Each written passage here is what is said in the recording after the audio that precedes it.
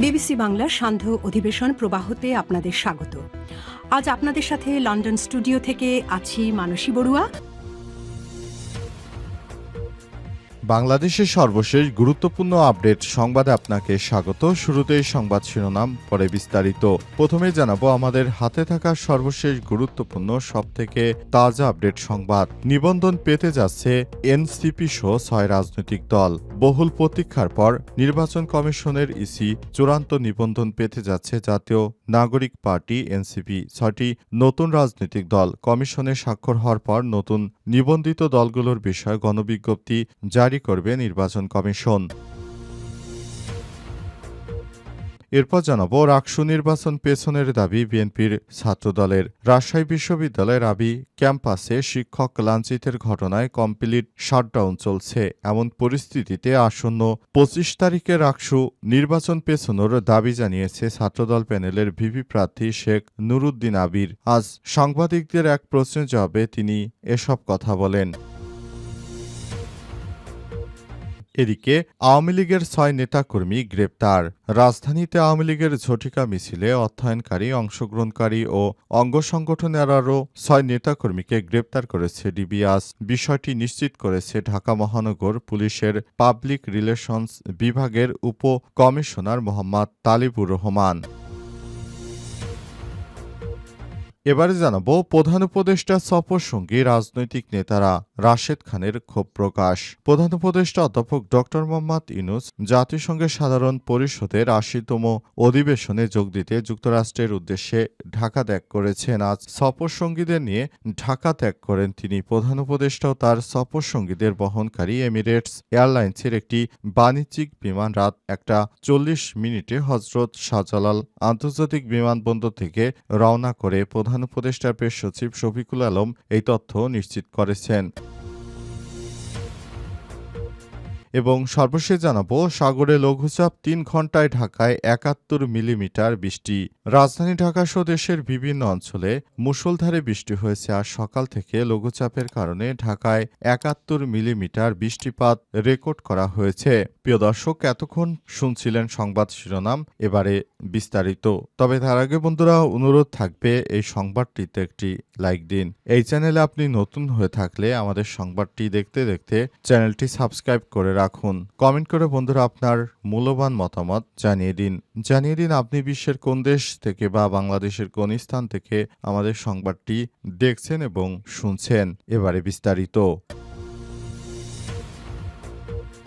নিবন্ধন পেতে যাচ্ছে এনসিপি সহ 6 রাজনৈতিক দল।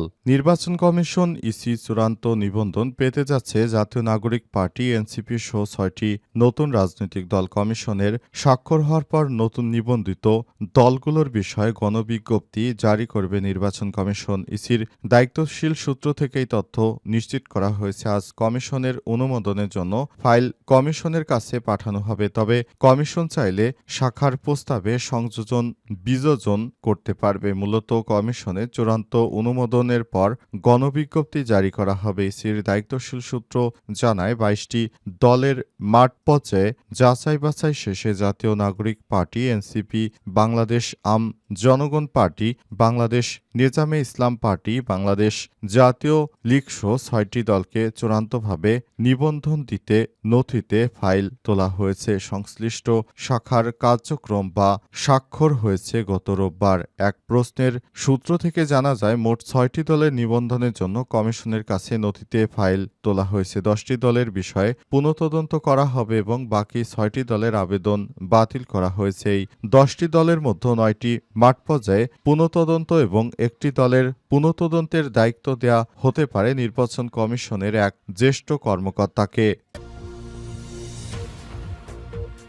রাকসু নির্বাচন পেছনের দাবি ছাত্রদলের। রাজশাহী বিশ্ববিদ্যালয়ের রাবি ক্যাম্পাসে শিক্ষক লাঞ্ছিতের ঘটনায় চলছে কমপ্লিট শাটডাউন। এমন পরিস্থিতিতে আসন্ন রাকসু নির্বাচন পেছনের দাবি জানিয়েছে বিএনপির ছাত্রদল প্যানেলের প্রার্থী শেখ নুরুদ্দিন আবিব। সোমবার 22 সেপ্টেম্বর দুপুরে সাংবাদিকদের এক প্রশ্নের জবাবে তিনি এই কথা জানান। শেখ নুরুদ্দিন আবিব আরও বলেন, পোষ্যকোটা ইস্যু শিক্ষক কর্মকর্তা কর্মচারীদের কমপ্লিট শাটডাউনের মধ্যে ক্যাম্পাসে শিক্ষার্থীরা একেবারেই নেই। নেই। অধিকাংশ শিক্ষার্থী বাড়ি চলে গেছে। এমন পরিস্থিতিতে আসন্ন রাকসু নির্বাচন ২৫শে সেপ্টেম্বর সুষ্ঠু ও গণতান্ত্রিক উপায়ে সম্ভব নয়। উৎসবমুখর ও গ্রহণযোগ্যতা করতে পুজোর পর নির্বাচন অনুষ্ঠানের দাবি জানাচ্ছি। ৩৫ বছর পর আগামী ২৫শে সেপ্টেম্বর বহুপ্রতীক্ষিত রাজশাহী বিশ্ববিদ্যালয় কেন্দ্রীয় ছাত্র সংসদ রাকসু নির্বাচন হওয়ার কথা রয়েছে। এবারের নির্বাচনে সবথেকে আলোচিত দুটি শক্তি হল বাংলাদেশ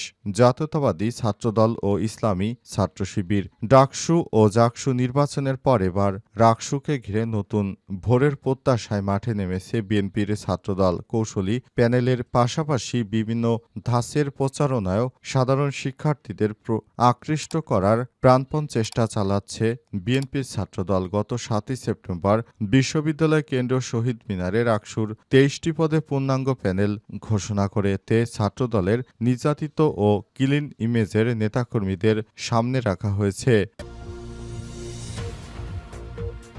আওয়ামী লীগের ৬ নেতাকর্মী গ্রেপ্তার। রাজধানীতে আওয়ামী লীগের ঝটিকা মিছিলে অর্থায়নকারী ও অংশগ্রহণকারী অঙ্গ সংগঠনের আরও ৬ নেতাকর্মীকে গ্রেপ্তার করেছে ডিবি। আজ ডিবি সূত্র থেকে বিষয়টি নিশ্চিত করা হয়েছে। জানা গেছে আওয়ামী লীগের যারা অর্থায়ন করছিল এবং যারা আওয়ামী লীগের নেতাকর্মীদেরকে মাঠে নামাতে উৎসাহ দিচ্ছিল তাদেরকে আটক করা হয়েছে। ভবিষ্যতে যেন কেউ এই ধরনের কোনো ষড়যন্ত্র করতে না পারে সেজন্য পুলিশের পক্ষ থেকে আরও সতর্ক থাকার জন্য ব্যবস্থা গ্রহণ করা হচ্ছে। পাশাপাশি যারাই এই ধরনের কাজ করবে তাদেরকে আর ছাড় দেওয়া হবে না। পুলিশ জানিয়েছে যারা বিশৃঙ্খল পরিস্থিতি তৈরি করছে তারা মূলত ভারতের এজেন্ডা বাস্তবায়ন করতে চায়। যারা ভারতের এজেন্ডা বাস্তবায়ন করতে চায় তারা বাংলাদেশকে আর স্থিতিশীল থাকতে দেবে না। তাদের উদ্দেশ্যই হচ্ছে দেশটাকে নিয়ে গভীর ষড়যন্ত্র করা, আগামী নির্বাচন বানচাল করার জন্য প্রতিনিয়ত তারা মাঠে নামার চেষ্টা করছে। এই নির্বাচনকে প্রতিহত করার জন্য বিভিন্নভাবে ষড়যন্ত্র করছে একটি পক্ষ বলে মনে করে পুলিশ। এ কারণে এসব পক্ষকে আর ছাড় দেওয়া হবে না। এখন থেকে তাদেরকে গ্রেপ্তার করে আইনের আওতায় নিয়ে আসা হবে এবং তাদের বিরুদ্ধে যথাযথ ব্যবস্থা গ্রহণ করা হবে, এমনটাই জানানো হয়েছে। এক প্রতিবেদন থেকে আজ পুলিশের পক্ষ থেকে এ বিষয়ে নিশ্চিত হওয়া গেছে তারা আওয়ামী লীগের নেতাকর্মীদেরকে ধরতে সিআইডি সহ পুলিশের সব কর্মকর্তারা বদ্ধপরিকর। প্রধান উপদেষ্টা সফরসঙ্গী রাজনৈতিক নেতারা রাশেদের ক্ষোভ প্রকাশ। প্রধান উপদেষ্টা অধ্যাপক ড মোহাম্মদ ইউনূসের জাতিসংঘ সাধারণ পরিষদের ৮০তম অধিবেশনে যোগ দিতে যুক্তরাষ্ট্রের উদ্দেশ্যে ঢাকা ত্যাগ করেছেন। আজ সফরসঙ্গীদের নিয়ে ঢাকা ত্যাগ করেন তিনি। প্রধান উপদেষ্টা ও তার সফরসঙ্গীদের বহনকারী এমিরেটস এয়ারলাইন্সের একটি বাণিজ্যিক বিমান রাত ১টা ৪০ হজরত শাহজালাল আন্তর্জাতিক বিমানবন্দর থেকে রওনা শুরু করে। প্রধান উপদেষ্টার প্রেস সচিব শফিকুল আলম এসব তথ্য নিশ্চিত করেছেন। সফর সূচি অনুযায়ী ড ইউনূস ২২শে সেপ্টেম্বর নিউ ইয়র্কে পৌঁছাবেন এবং ২৬শে সেপ্টেম্বর জাতিসংঘের সাধারণ পরিষদে ভাষণ দেবেন। এছাড়াও তিনি একাধিক উচ্চ পর্যায়ের নেতৃবৃন্দের সঙ্গে বৈঠক করবেন। অন্তর্বর্তীকালীন সরকারের প্রধান উপদেষ্টা দায়িত্ব গ্রহণ করার পর তিনি গত বছরও একই জায়গায় গিয়েছিলেন এবং তিনি বাংলাদেশকে রিপ্রেজেন্টেটিভ করার অনেক ব্যবস্থা গ্রহণ করেছেন। এবার তার সঙ্গে বিভিন্ন রাজনৈতিক দলের নেতৃত্ববৃন্দরাও যুক্তরাষ্ট্রে গিয়েছে। এর মধ্যে বিএনপির ২ জন, জামাত ইসলামের ২ জন এবং জাতীয় নাগরিক পার্টি এনসিপির ২ জন। এরপরই গণ অধিকার পরিষদের সাধারণ সম্পাদক রাশেদ খান এ নিয়ে ক্ষোভ প্রকাশ করেছেন। তিনি জানান, অন্তর্বর্তীকালীন সরকারের প্রধান উপদেষ্টার সঙ্গে বিদেশে রাজনৈতিক দলের নেতৃত্ববৃন্দরা গিয়েছে, এটা কোনোভাবেই কোনো গণতান্ত্রিক চর্চা হতে পারে না। তারা তাদের যে উদ্দেশ্য নিয়ে গেছে সেটি বাংলাদেশের কোনো স্বার্থের সঙ্গে সামঞ্জস্য নয়। তাই এই সফরকে ঘিরে তিনি নিন্দা ও ক্ষোভ প্রকাশ করেছেন, যাতে করে এই ধরনের আর ঘটনা ভবিষ্যতে না ঘটে।